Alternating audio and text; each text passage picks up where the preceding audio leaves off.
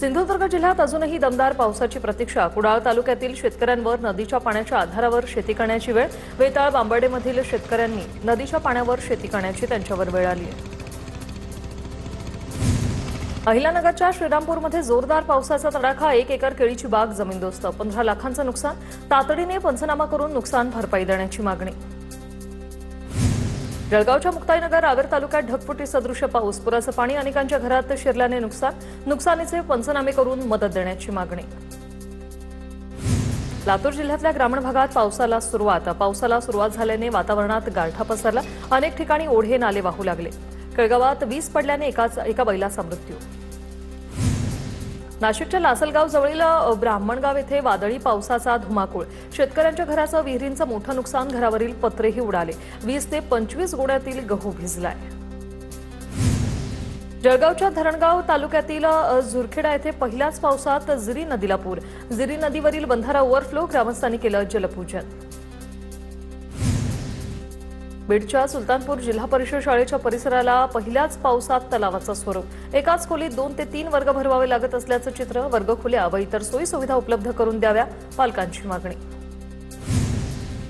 अमरावती जिल्हा सामान्य रुग्णालयासह बाजारपेठ आणि 25 वस्त्या शिरले मान्सूनच्या पहिल्याच पावसाचं पाणी. जिल्ह्यात काल 10 मंडळात अतिवृष्टी. व्यावसायिकांचं प्रचंड नुकसान. कोकणात दमदार पावसानंतर बळीराजा सुखावला असून शेतीच्या कामांना वेग. भात पेरणीला सुरुवात झाली असून अनेक ठिकाणी पारंपरिक बैलजोडीच्या सहाय्याने नांगरणीचं काम सुरू. अमरावती जिल्ह्यात मान्सूनचा पाऊस दाखल. शेतकऱ्यांकडून पेरणीला सुरुवात. समाधानकारक पाऊस न झाल्याने शेतकरी चिंतेत होते. 2 दिवसांपासून झालेल्या पावसामुळे शेतकऱ्यांना मोठा दिलासा.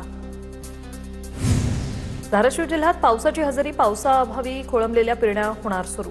धाराशिव तालुक्यातील तळवडा परिसरामध्ये जोरदार पाऊस.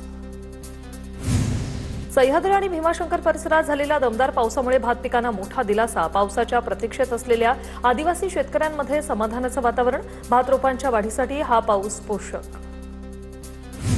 जळगावच्या अतनूर धरणाच्या एकूण 9 केंद्रातील पाणलोट क्षेत्रात 24 तासात 189.6 मिलीमीटर पावसाची नोंद. धरणाच्या पाणलोट क्षेत्रातही पाण्याची आवक यामुळे वाढली. पावसामुळे शेतकऱ्यांना दिलासा.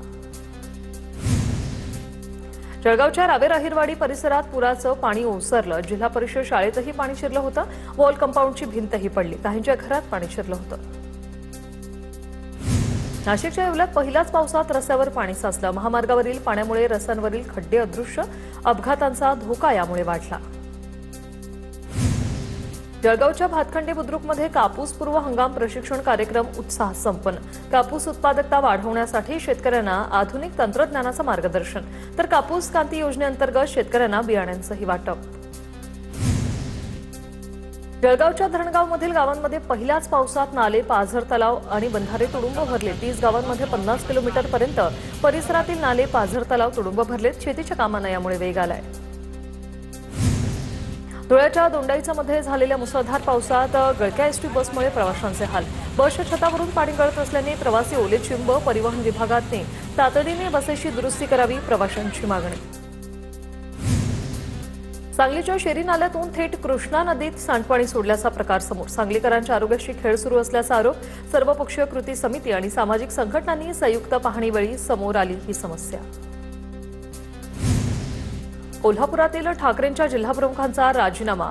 रविकिरण इंगवले यांनी जिल्हाप्रमुख पदाचा राजीनामा दिला. कोणतेही कारण न देता राजीनामा देत असल्याचा या पत्रात उल्लेख.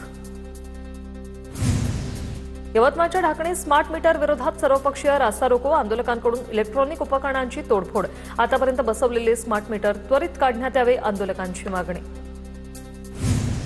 नंदुरबारमध्ये एसटी प्रवाशांना पुन्हा एकदा भाडेवाढीचा झटका.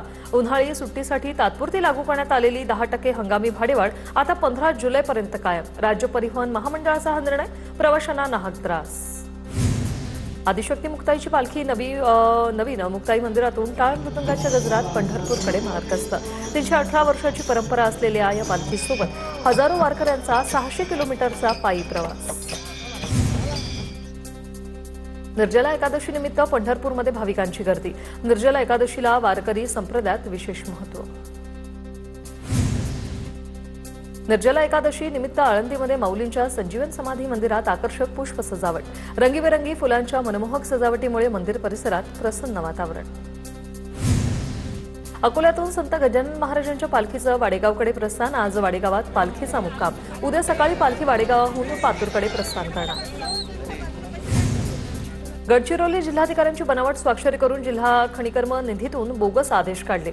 गडचिरोली पोलीस स्टेशन येथे गुन्हा दाखल. 23 जून रोजी सर्व प्रकरण उघडकीस. गडचिरोली रुग्णवाहिका गैरव्यवहार प्रकरण विधानसभेत गाजलं. विजय वडेट्टीवारांनी हा मुद्दा मांडत दोषी अधिकारी आणि कर्मचाऱ्यांवर कारवाईची मागणी केली. 5 रुग्णवाहिका दुरुस्तीच्या नावावर चंद्रपूर जिल्ह्यातील एका खासगी शोरूममध्ये देण्यात आल्या होत्या.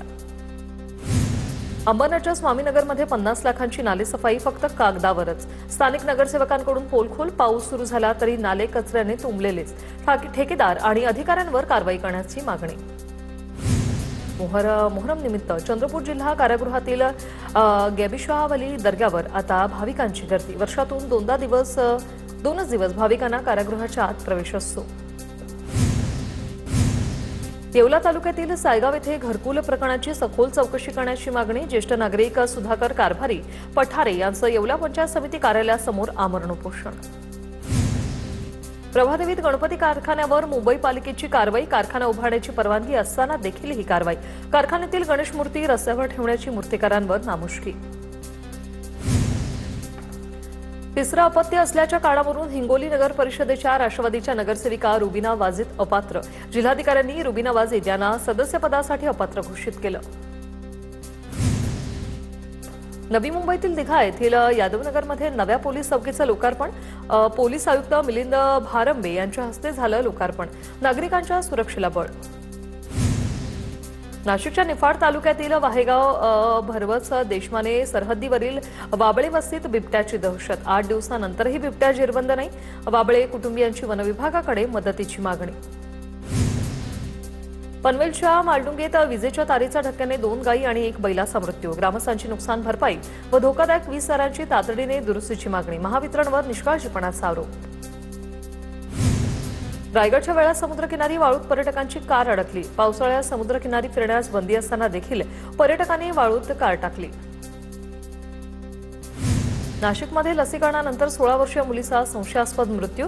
श्रावणी पाटील असं मृत मुलीचं नाव. लस घेतल्यानंतर 10 मिनिटात भोवळ येऊन मृत्यू झाल्याचा दावा. HPV लसीकरणानंतर ही घटना घडल्याची माहिती.